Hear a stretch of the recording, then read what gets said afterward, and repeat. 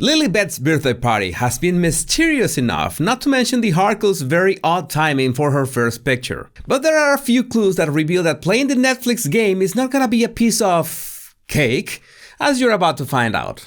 Welcome back, my Battle Language buddies. My name is Jesus Enrique Rosas. I'm the Battle Language guy, and it would be great if you join us by just liking this video, subscribing, and hitting that bell. Let's get down to it. Now, to understand this, we have to brace ourselves with our favorite word straight from Neil Sean, allegedly.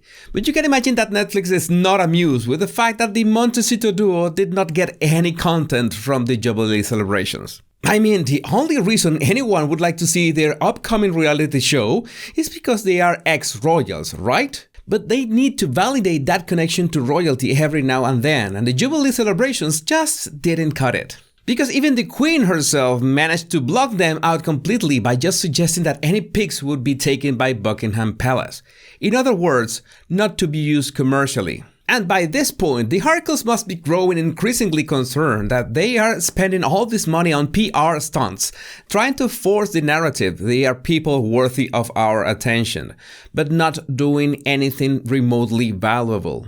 That's where Meghan came up with this idea.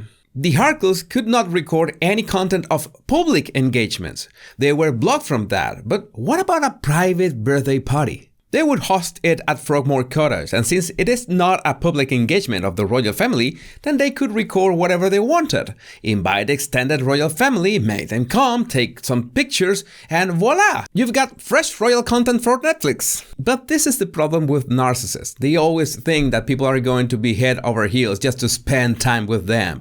But you can imagine that every single royal, including the uber-popular Tyndalls, were a bit busy with, the all-day-long Jubilee celebrations. A narcissist doesn't register that. They think people would do anything for the privilege of being near their glorious presence. So guess what happened? Nobody showed up.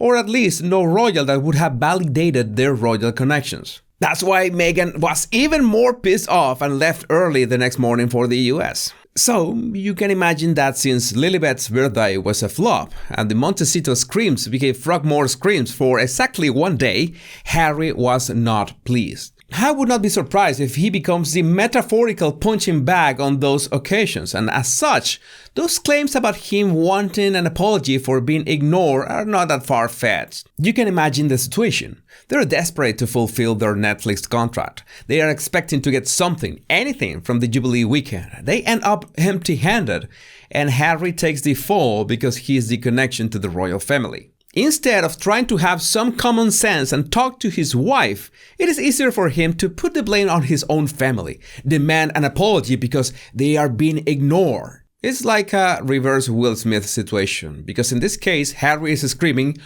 "Put my wife's name in your f***ing mouth!" But they wouldn't go away without a fight, or at least without smearing the Cambridges in any way. So magically, the narrative that William and Catherine ignore both Lilibet's birthday on June 3rd and her birthday party on June 4th began spreading on social media.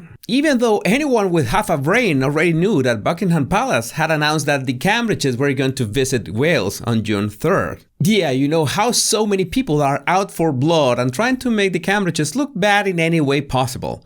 A sad example is one Twitter account with more than 3 million followers that claimed to spot Catherine's reaction when Meghan enters St. Paul's Cathedral. According to some poor man's lip reader, Catherine said, "Wow," when she saw Meghan going in. Of course, you remember that in real life, Catherine entered the cathedral like 20 minutes after Meghan, so yeah, fake news pushed by someone's not so deep pockets.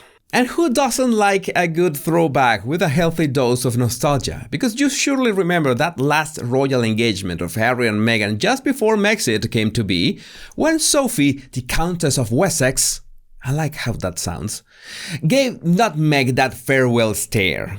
Well, we already had a reverse Will Smith, so I guess we also have a reverse Johnny Depp, as in, "You will see my eyes again."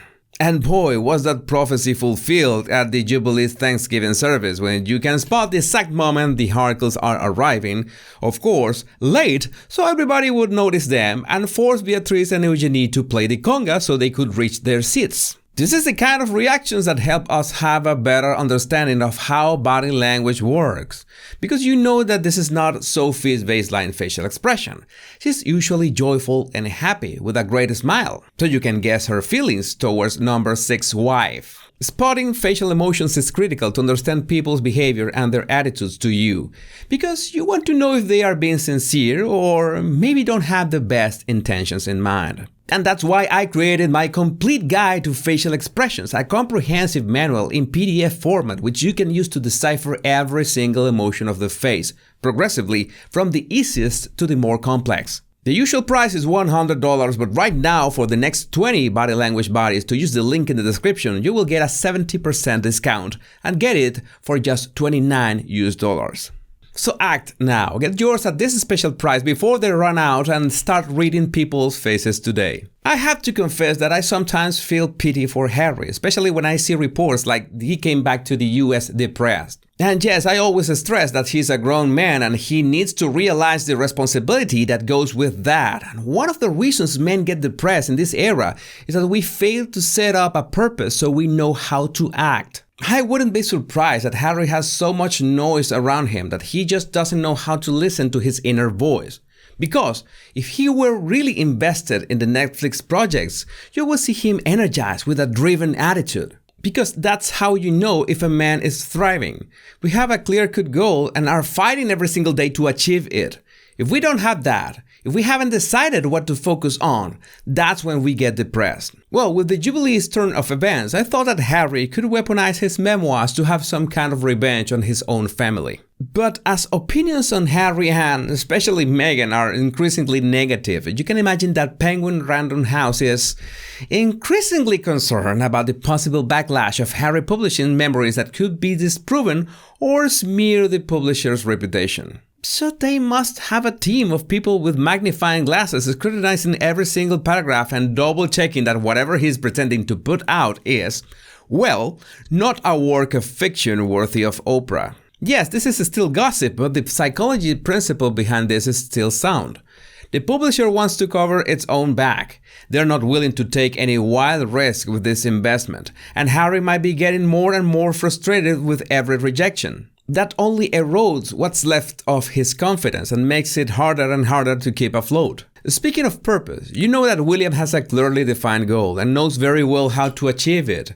That's when you realize you don't need PR because your actions speak for yourself. That's how you get headlines like this one. Prince William moonlights as a paperboy to support the homeless. He was seen on the streets of London selling copies of the British magazine The Big Issue, which raises funds for people experiencing homelessness. And this is the answer to all those who question how relevant is the royal family today. On one hand, it's one of the drivers of tourism to the UK, which in turn has a huge positive impact on its economy. And at the same time, they're bringing awareness to causes that need urgent visibility. Yeah, it's making good use of your celebrity status. And despite how many people think about them having an easy life, all these royal engagements need a lot of grunt work. Last but not least, there was the Time 100 Gala, and guess who was not invited despite being on the cover just last year? Now, I must confess that I have no idea how these invitations work, but if you were featured on the cover of the magazine less than 1 year ago, wouldn't you still be influential now? Unless it was not on their PR budget to keep pushing the glorified influencer narrative, or they just realized that the hairdresser Harry pick did more harm than good. But rest assured that they'll come up with something to make up for it real soon. If you want to refine your observation skills, all you have to do is download my 100 body language tips right in the description of this video. My name is Jesus Enrique Rosas and it will always be a pleasure, my body language buddies. Much love and bliss.